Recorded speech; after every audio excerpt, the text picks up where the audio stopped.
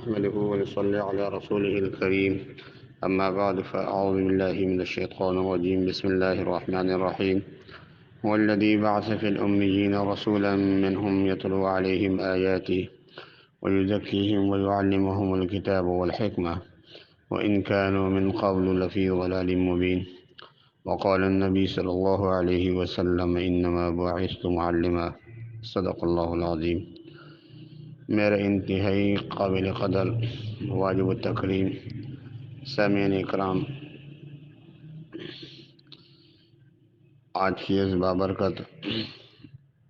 محفل کے اندر میں رسول اللہ صلی اللہ علیہ وسلم بحیثیت معلم کو موضوع سخن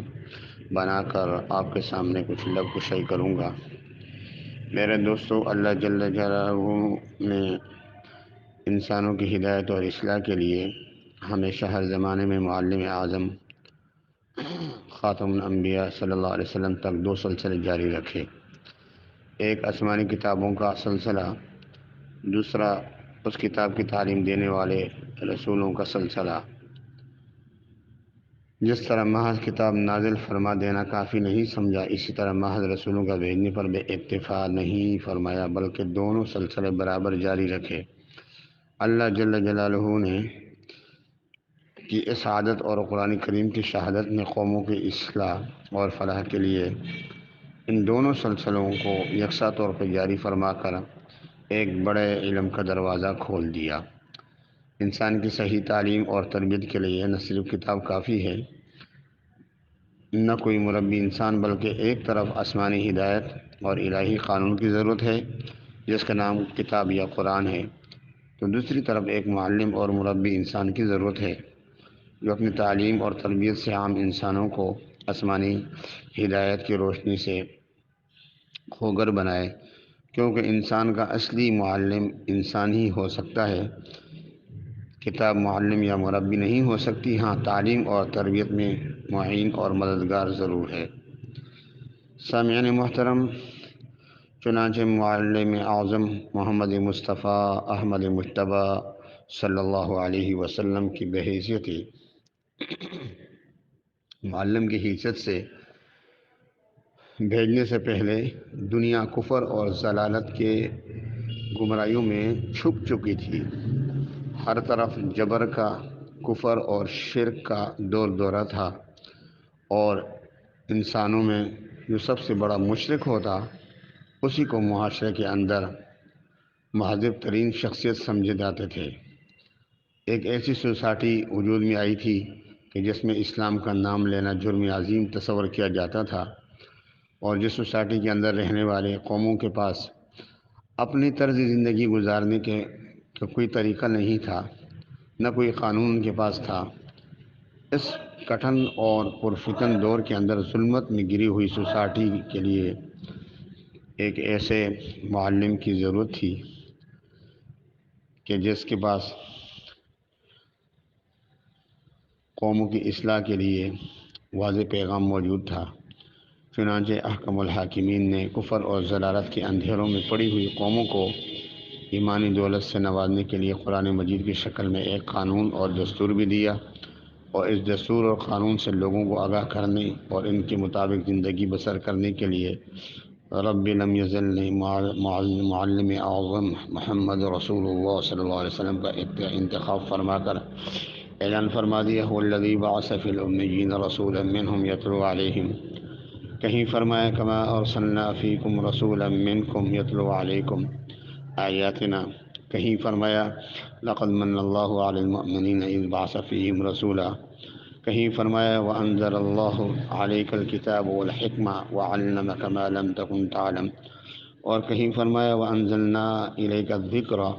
لتبین للناس ما ننزل الیہم، اور کہیں فرمایا وانزلنا علیک الکتاب تبیانا لکل شیء۔ اس طرح معلم اعظم محمد الرسول اللہ صلی اللہ علیہ وسلم نے اللہ کا دیا ہوا قانون لے کر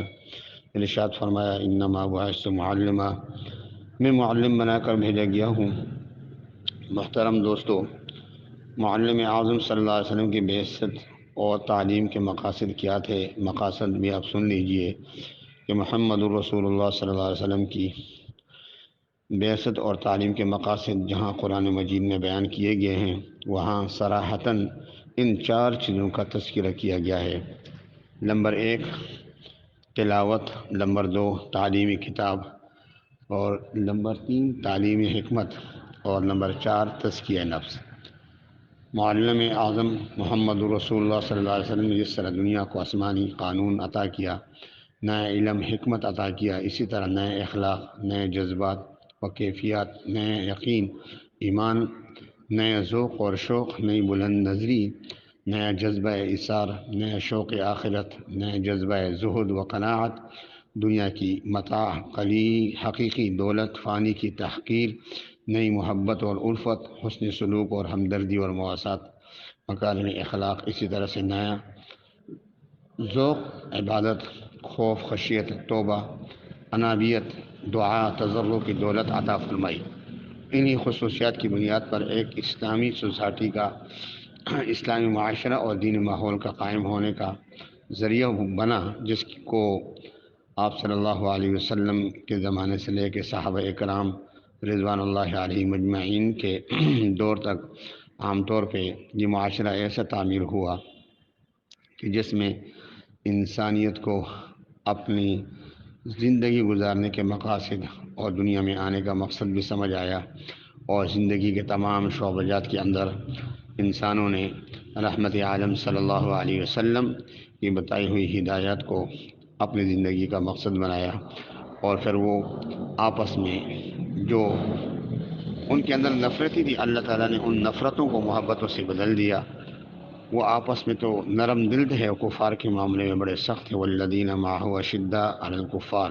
رحماء بینہم، کہہ کے فرمایا اولئک الذین صدقوا واولئک هم المتقون۔ بلکہ رب لم یزل نے معظم آدم صلی اللہ علیہ وسلم کی تعلیمی یافتہ جماعت کو آنے والے بندوں کے لیے معیار حق ٹھہرا کر اعلان فرما دیا، فَإِنْ آمَنُوا بِمِثْلِ مَا آمَنْتُمْ بِهِ فَقَدِ اهْتَدَوْا وَإِنْ تَوَلَّوْا فَإِنَّمَا هُمْ فِي شِقَاقٍ، کہ اگر تم صحابہ اکرام کی طرح ایمان لے آؤ تو تمہیں ہدایت مل جائے گی، اور اگر تم نے اس ایمان سے منہ پھیرا تو تم گمراہی میں پڑ جاؤ گے۔ اللہ تعالی ہمیں معلم اعظم صلی اللہ علیہ وسلم کی بتائی ہوئی ہدایات کو اپنی زندگی میں لانے کی، ان پہ عمل کرنے کی، اور تمام مسلمانوں کو اپنے نبی مکرم صلی اللہ علیہ وسلم کی ان ہدایات کو صحیح معنوں میں اپنی زندگی کے اندر نافذ کرنے کی بھی توفیق عطا فرمائے، اور ان ہدایات کو دوسروں تک پہنچانے کی بھی اللہ ہمیں توفیق عطا فرمائے۔ وآخر دعوانا الحمدللہ رب العالمین۔